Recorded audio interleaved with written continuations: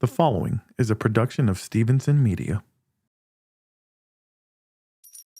Want to tip the host? Just scan the QR code or click the link in the description. Get a free Houston Sports State of the Union podcast t-shirt with a donation of $50 or more.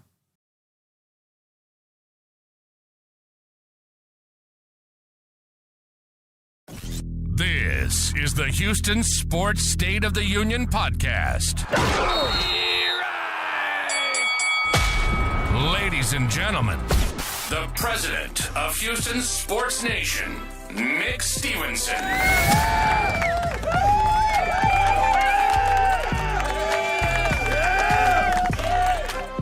My goodness, thank you so much, ladies and gentlemen, my fellow Houstonians. Welcome to this Houston Sports State of the Union address for the week of September 29th. I am the self-appointed president of Houston Sports Nation, Nick Stevenson. You could be anywhere else in the world tonight. You chose to spend a little bit of time with me, and I appreciate it. On tonight's show, the Astros lose game 1 of the WILDCARD series versus the Tigers. The Houston Texans are 3-1 after escaping with a win against the Jacksonville Jaguars. I'll tell you why. I'm still a little bit concerned about this team headed into week 5 against the Bills. The Rockets media day was yesterday. Training camp has begun. No, I wasn't there. But I did an interview today with MIRIN of The Ringer, and I would like to give you guys a little bit of a preview for that. We talked about her new HAKEEM OLAJUWON biography. It was an awesome interview. I can't wait to share it with you guys. I'd also like to give away some free swag today if you guys are interested. Let's do some Houston sports trivia. Let's give away some free t-shirts, some free hats, some free caps. I want to hear from you. I want to know, how are you feeling about the Texans? How are you feeling about the Astros? How are you feeling about the Rockets? What is the overall temperature? What is the overall state of the union in Texas, or in Houston, Texas, excuse me. Before we get into that though, I would like to remind you of the ways you can support the show. One of them you're doing right now. You're watching, hopefully you're listening, sharing, telling all your friends and family.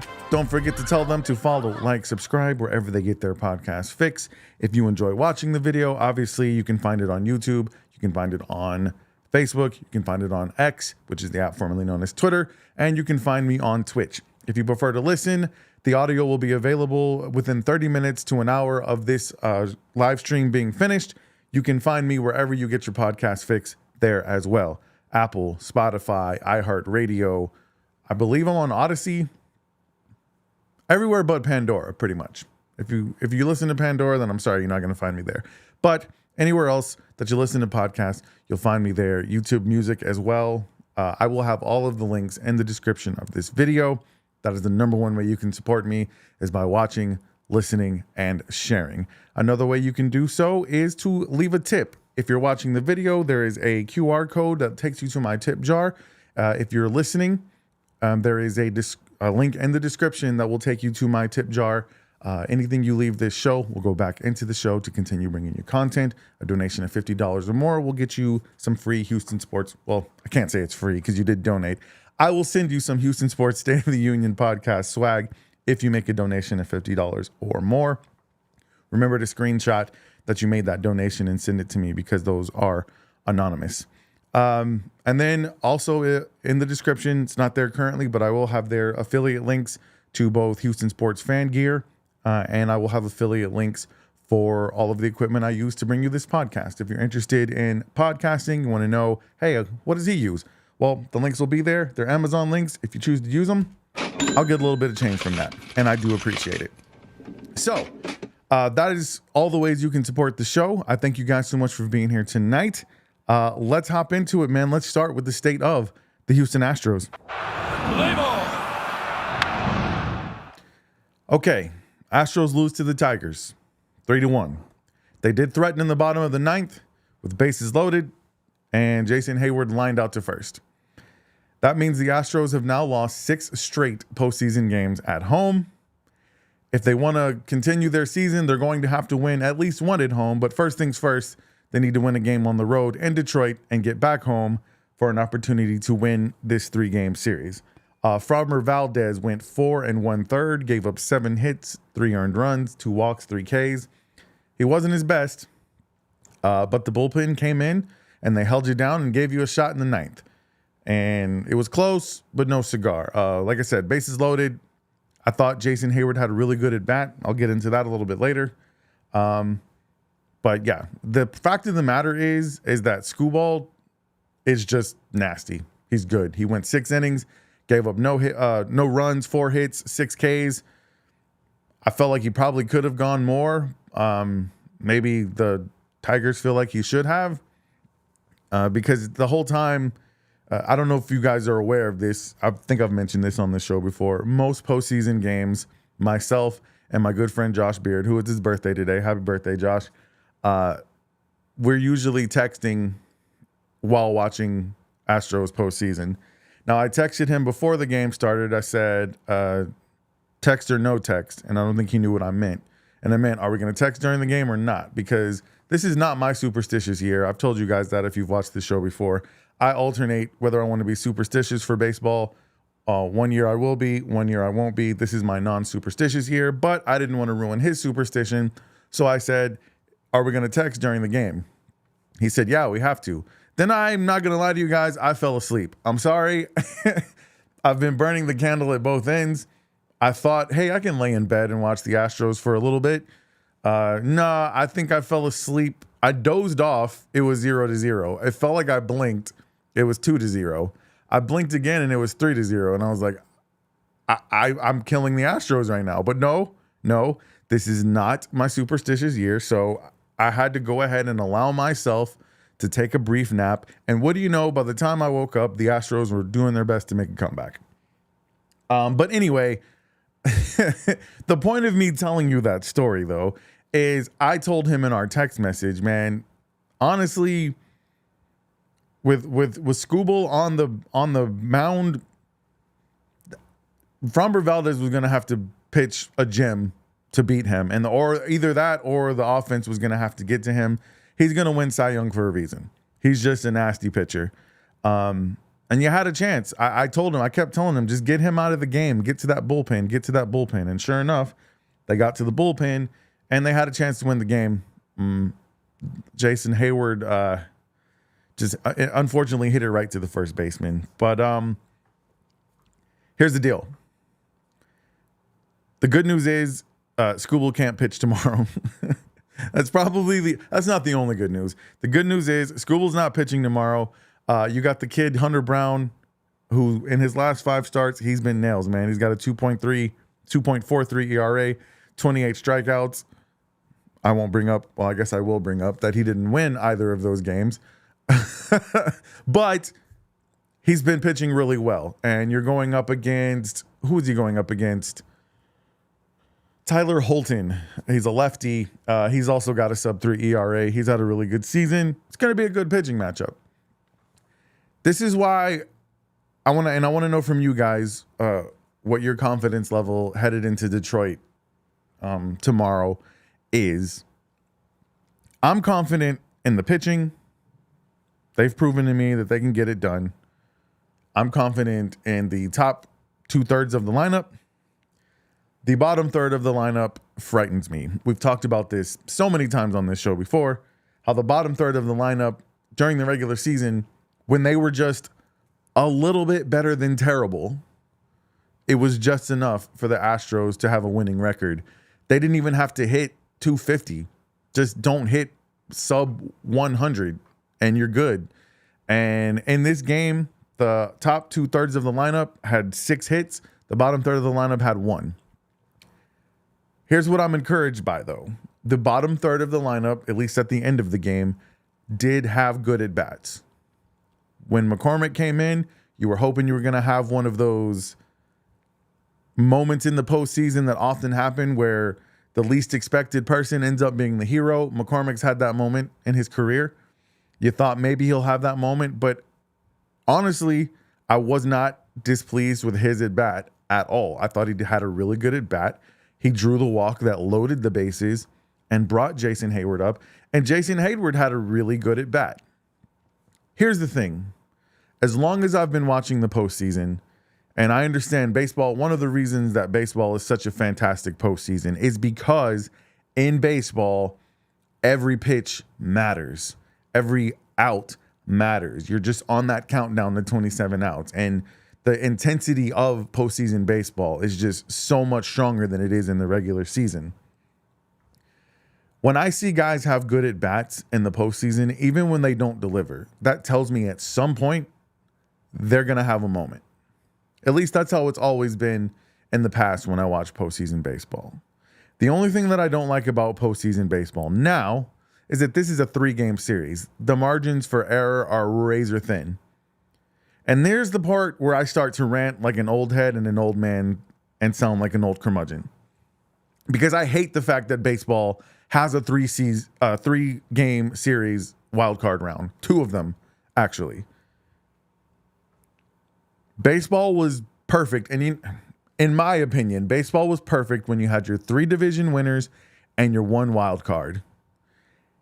Under that format, the Detroit Tigers aren't even in the playoffs, and the Astros don't have to worry about playing a 3-game series. They'd be playing a 5-game series right now against who was the first wild card team? Was it the Yankees? They'd be playing the Yankees right now. And you know what the Astros do to the Yankees. But no, baseball continues to ruin it for the only people that actually care about the sport, to try to appeal to I don't know who. We've talked about this 1,000 times. The pitch clock, the not able to throw over to first twice or more than twice. Everything they're trying to do to speed up the game, make the game quote unquote more exciting, make the game go by faster, adding a runner on second base during extra innings. I don't like any of it. I don't like this series. If the Astros lose this series, it's going to make me hate the wild card series even more. But that being said, I honestly think they have a really good shot at winning tomorrow. And then game 3 in Minute Maid Park, they have got to show they can win a postseason game. I'm really, really hoping that they do get there because my good buddy Ricardo Palacios got tickets and invited me to go. So they had to lose at least 1 game in order for me to be able to go to that game. And let me tell you, do you think that the Houston Astros would dare lose a game when the president of Houston Sports is there? I have never been to an Astros game in Minute Maid Park that they have lost. So you guys really, really should be hoping that the Astros win tomorrow, get to game 3 on Thursday. I will be present and they will win. Not that I'm being superstitious about it though, because this is not my superstitious year. Looking at the chat, Craig says, way to go. Bro, it wasn't me. I needed a nap, dude. I stayed up all night preparing for this MIRIN Fader interview. I recorded an entire Twin Toros podcast, realized the recording was ruined, had to wake up early this morning. My man Ruben got a root canal this morning. Before he went into the doctor to get his root canal, I said, hey, bud, I'm really sorry, but we need to record the Twin Toros one more time. And this dude's a trooper. He absolutely did it. The Twin Toros next episode will actually be debuting on ESPN's YouTube in about 45 minutes. I hope you guys will hop right from this show over to that one as soon as it's done. There's my man, Ricky. He said tomorrow's game is also at home, by the way. Wait, I thought it was a road game. I thought they did... Is it 3 home games? Wait a minute. This is going to make me hate this series even more. It's 3 straight home games? It is. Bro, this lets you know that even MLB knows that the Detroit Tigers do not belong in the playoffs. They should not be here. Oh, I'm mad. I'm mad now. Okay, guys. This is strictly a money decision by MLB. Does it make the sport better? In my opinion, because my team always wins their division, no, it does not. Now, if you're a Detroit Tigers fan right now, you probably love it. If the Astros were the 3rd place wildcard team, would I be happy that there were now 3 wildcard teams?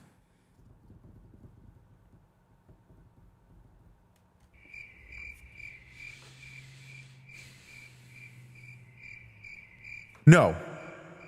Oh, snap. No, I would not be happy. Yeah, I'm being informed now that wild card is all home. Thank you guys. Thank you for letting me know this. I hate it. It's absolutely stupid. Mostly because the damn Astros can't win a home game. All right. Okay. So let me reset then.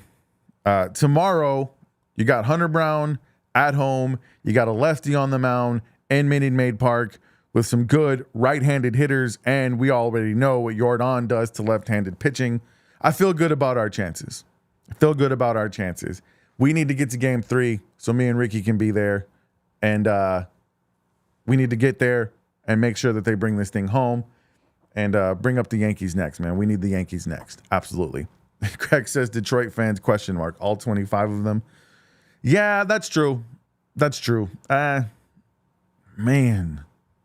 I just hate this wild card round, man. And if the Astros lose, I'm going to hate it even more because it's stupid. The Detroit Tigers don't even belong in the playoffs.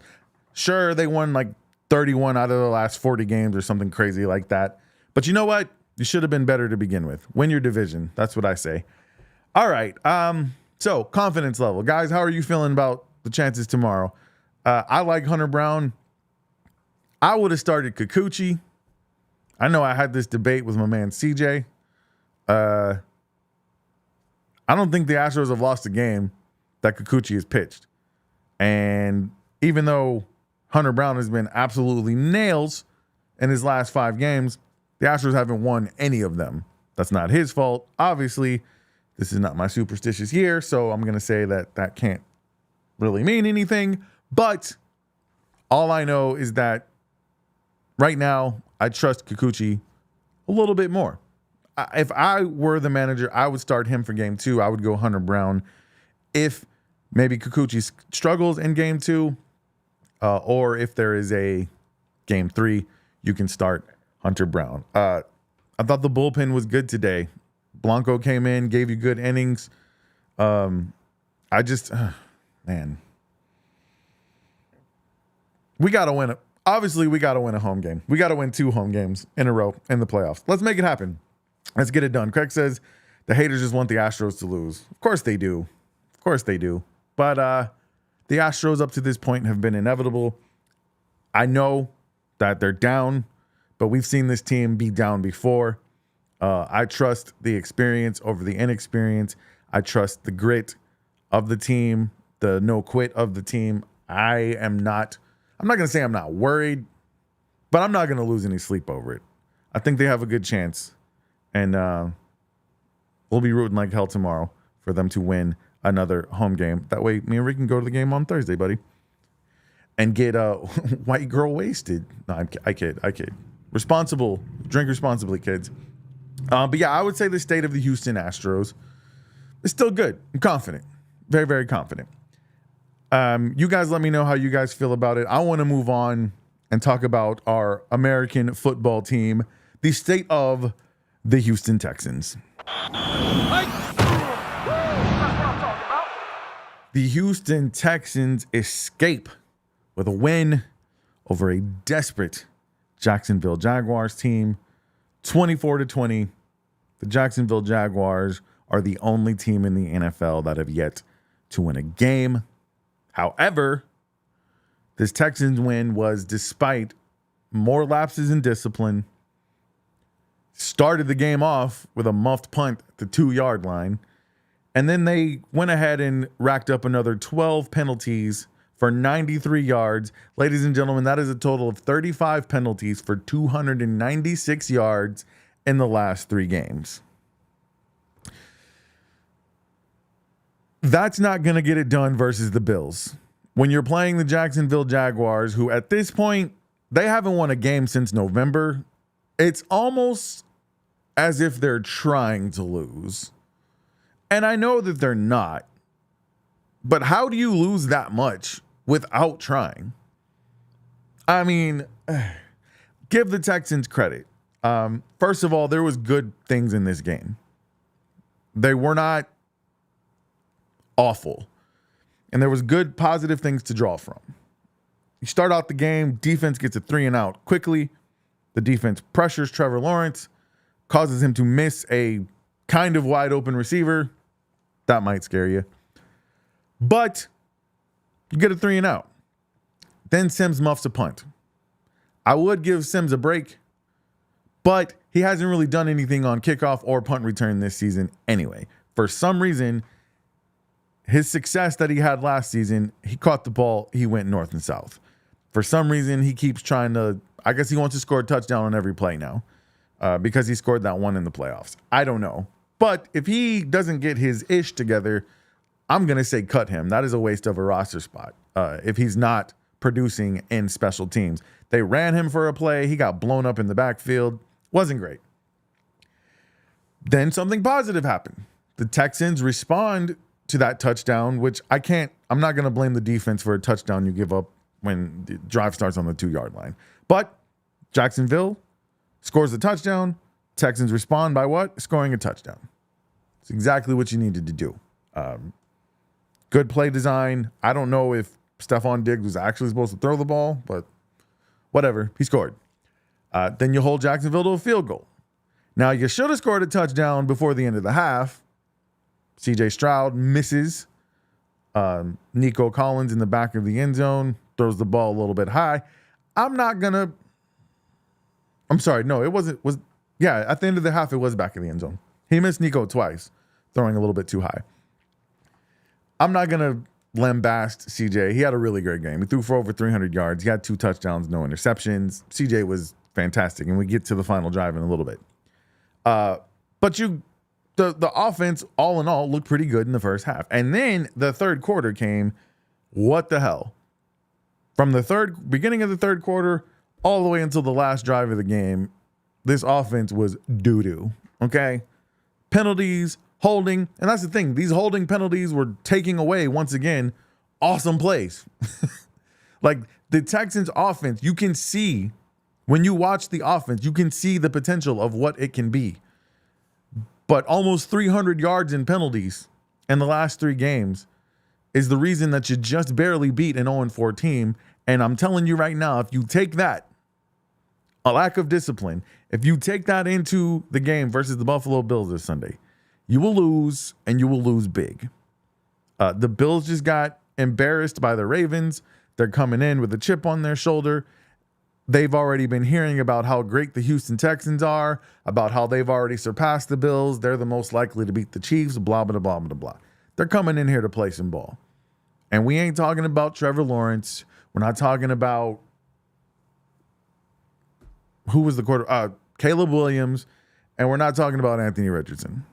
We're talking about Josh Allen. Now, he might give you 1. He might give you 2. And I'm telling you, you better be in position to get him because he's gonna give you a chance and have your hands ready. But that dude's also not gonna miss wide open receivers the way the previous 3 quarterbacks have done. So that worries me a little bit. But there were some good performances. And you got, look, man, when it counted most, CJ Stroud did CJ Stroud things. And to the credit of the offensive line, during that last drive, and this is kind of what ticks me off, during that last drive, there was no penalties. They executed flawlessly all the way to a touchdown that wins you the game. If you can do it then, if you can have that level of focus then, why not have that level of focus all the time? Big performances by a couple of guys. Derek Stingley Jr. Now, he had some gaffes in the run game. He needs to clean that up, but the dude balled out in the 4th. He made some huge plays, some huge pass breakups. Eric Murray, huge pass breakup at the end of the game. He got a sack in the game. Loved it. Kalen Bullock, his hustle saved this game because if Tank Bigsby scores that touchdown on that big run, the Texans more than likely lose this game. But he somehow runs into his ankle, makes him run out of bounds, and then the huge 4th down stop at the goal line. I want to give the Texans and their coaches credit for it, but I also want to say that was an absolutely terrible play call. What in the hell? Like, as soon as they lined up, everybody spread out. I'm like, this is clearly quarterback draw. Like, and I'm pretty sure everyone in the stadium knew that as well, and it did not work out at all. So, dude, the Jacksonville Jaguars are a mess. They're a dumpster fire, and I can't feel great about beating them. CJ Stroud and Nico Collins are elite. It's all I can say. 150 plus yards for Nico. What do you have? 12 catches. He leads the league in receiving. He is our new Andre Johnson. And I say that because the consensus is that Andre Johnson is the best wide receiver in the history of this franchise. Although I have raised the question, if that's actually the case, is DeAndre Hopkins better than Andre Johnson? We won't talk about that today. However, here's one thing that Andre Johnson nor DeAndre Hopkins have done, and that's have as many receiving yards as Nico Collins through the first 4 games of the season. Now, neither of those guys had CJ Stroud throwing them the ball either, but both of those guys were extremely productive with garbage quarterbacks. And this is the weird thing. How much credit for what he's doing goes to CJ Stroud? Because before CJ Stroud got here, he was all team practice. He was all NFL practice squad. He was the guy who in training camp, preseason would ball out, and we just didn't get anything out of him for 2 seasons. All of a sudden, CJ Stroud shows up, and he might be the best receiver in the league now. I'm not going to give CJ all the credit. I'm going to give him some of the credit. So, it's I don't know, man. It's one of those things that, I reference Coach Prime, Deion Sanders. Every time they've won a game barely that they should have won handily, he says, I feel good, but I don't feel good. That's kind of how I felt about this game. But the thing is, man, there was so many positives you can draw from. I'm not going to hammer them. Look, the Texans are 3-1. They're leading their division. Right now, they have more wins than the Ravens. They have more wins than the Bengals, who at least the consensus was that those were going to be their big competitors in the AFC. They have a chance to get it right, but they better get it right quick. This was supposed to be a get-right game. I don't think they got right in this game. They got a little bit better, but they did not get right. And you're not going to be able to have a get-right game against the Buffalo Bills. You need to be right. Now, my man Prescott Kelly might disagree. And I hope, you know what?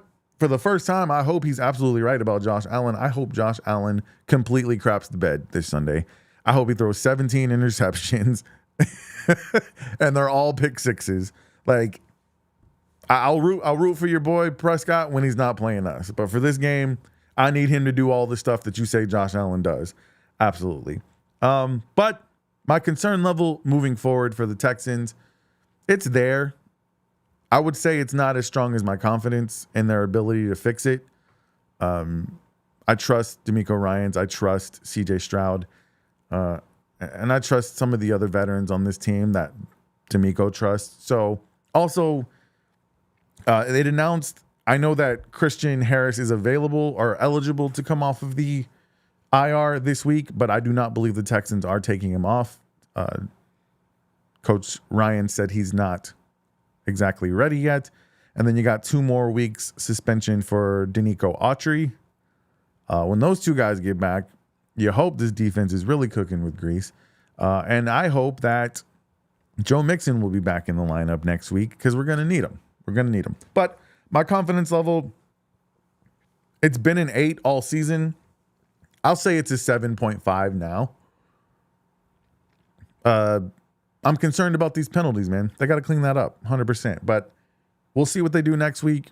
We might be singing a completely different tune about our trust level of this coaching staff if next week we're still having this same problem with all these multiple penalties. But overall, I say the state of the Houston Texans is very, very good. Ricardo says should have been 26-20. Really, man, it should have been 26-13. Take away that stupid touchdown after the muff punt. And I mean, honestly, the Texans, well, I think he's talking about, he thought it was a safety at the end of the game. I watched the play multiple times. I thought it was a safety when I watched it the first time. But he's outside of the end zone. He gets knocked backwards into the end zone. The referees are always going to give you forward progress in that situation, especially when the Vegas line is 5 and you're up by 4. So I'm sure that had nothing to do with it, though. Nothing. Absolutely not. Just like the Titans trying to score in the fourth quarter when they already have the game in hand and they could just take a knee when they hadn't covered the spread yet. This is why people think the NFL is rigged. It is. It really is. I don't believe it's rigged. I'm not wearing a tinfoil hat. This is not a conspiracy, but this is why people think that the NFL is rigged. State of the Houston Texans is good. Real quick, let me go to the state of the Houston Rockets. Okay, I really intended to do like a full breakdown of Rockets Media Day. I've been so busy and I apologize. I had to record one podcast twice. I barely put the outline together for this show. I hope it's not terrible. I appreciate all of you guys so much for joining me tonight. Like I said, you could be doing anything in the world. You chose to spend a little bit of time with me, and that's awesome. What I would like to take the opportunity to do during this Houston Rockets segment is wish my condolences to the loved ones of Dikembe Mutombo. Obviously, I did not break this news, but I did write an article in the Dream Shake about former Rockets center Dikembe Mutombo, who passed away yesterday at 58 years old from brain cancer. I think we can all agree when I say F cancer, bro. Dikembe Mutombo, one of my favorite Rockets of all time. He only played for the Rockets for what, 4 years? It was at the tail end of his career. If you guys are subscribers to the Dream Shake, you know I wrote an article in the Dream Shake about the top five most impactful role players in Rockets history. And I had Dikembe at number 5 strictly for what he did during the Rockets 22-game win streak back in 2008. But take away everything he did on the court. I mean, the man has the second most blocks in NBA history, only behind HAKEEM the Dream. 4-time Defensive Player of the Year. I believe he was a 18-time. He played 18 years. I think he was an all-star for like 8 of them. Just a phenomenal basketball player, but the human being that he was, the philanthropist, the way he gave back not only to communities here, but he went back to his home, the Democratic Republic of Congo, built hospitals, built schools. He was the NBA Players Association president for a while. I know he was there when they went on strike back in the late 90s, early 2000s. But just one of my favorite human beings. Probably the best Geico commercial of all time is him swatting away everything that people are trying to throw stuff in the trash. Like, man, what a wonderful human being. And dude, cancer sucks. 58 years old, man. I tell you, when we were kids, we all thought 58 sounded old as hell. I'm 40 now, and I realized that, you know, this man was 18 years old when I was born. Man, just condolences to him, to his family. May he rest in peace. I know his legacy is going to live on forever. Ironically, I was reading Ms. MIRIN Fader's book about HAKEEM Olajuwon, and I got to a section. There's like a little mini section in there, honestly, that's like a historical lesson about NBA Africa. And I was reading about Dikembe Mutombo when across my feed came that he had passed away. And I reached out to Darren, who's my editor for the Dream Shake, and I said, hey, I just saw that Dikembe passed. Do you have anybody who's going to write about this? If not, I would really like to be the one to do it. And he said, yeah, sure, go ahead and do it. So if you haven't checked it out yet, please go check out that article in the Dream Shake about the passing of Dikembe Mutombo. It's a short read. It's barely 300 words. And I'll make sure I put the link in the description of either the video you're watching or the audio that you're listening to. But just a great person, man, and a sad day. It's sad that it happened during what's supposed to be a really exciting day of Rockets Media Day. I've watched a little bit of Rockets Media Day. I'm going to break into it a little bit more, and I'm going to get back with you guys next week on Tuesday and do an in-depth breakdown of that. My interview with MIRIN went about an hour long, so I don't think I'm going to be able to share that with you on the podcast, but I am going to upload it to the YouTube channel so you guys can watch it. She was absolutely fantastic. The book is great. You guys go get the book. You can pre-order it right now anywhere you buy books. I'm also going to leave a link in the description of this video or the audio that you're listening to, so you guys can pre-order the book. It comes out on October 15th. It is Dream, The Life and Legacy of HAKEEM OLAJUWON. It was a great book. I thoroughly enjoyed it, and I hope you guys get a chance to check it out. Craig, you did tell me that it was very sus that they didn't call the safety at the end of the Texans game. I think it was the right call, to be fair. But I did also notice that the spread in the game, I think, was 5 points, and the Texans were up by 4. So I'm not going to say that Vegas called and said, don't say anything, because I'm not a conspiracy theorist like that. And I'm also not superstitious. But no, the Houston Texans, they did what they needed to do. They won the game. If it was scripted, if the NFL said we were supposed to win, oh, well, I'll take it. Whatever. But the state of the union in Houston is very strong, man. I'm really looking forward to Rockets preseason. I'm looking forward to the season beginning. I'm looking forward to the Texans having a step up in competition. And I'm looking forward to the baseball game tomorrow. Astros is going to get a dub. Listen, I appreciate you guys joining me for the show this evening. Let me remind you really quick of the ways you can continue to support the show. One of them you've been doing already. You're listening, you're watching, hopefully you're sharing with your friends. Ricardo, Craig, everybody who watched the show and contributed in the chat this evening, I thank you guys so much. I hope you'll hop right from here over to ESPN Houston YouTube channel and go watch the latest episode of the Twin Turtles podcast with me and my man Ruben Calvillo.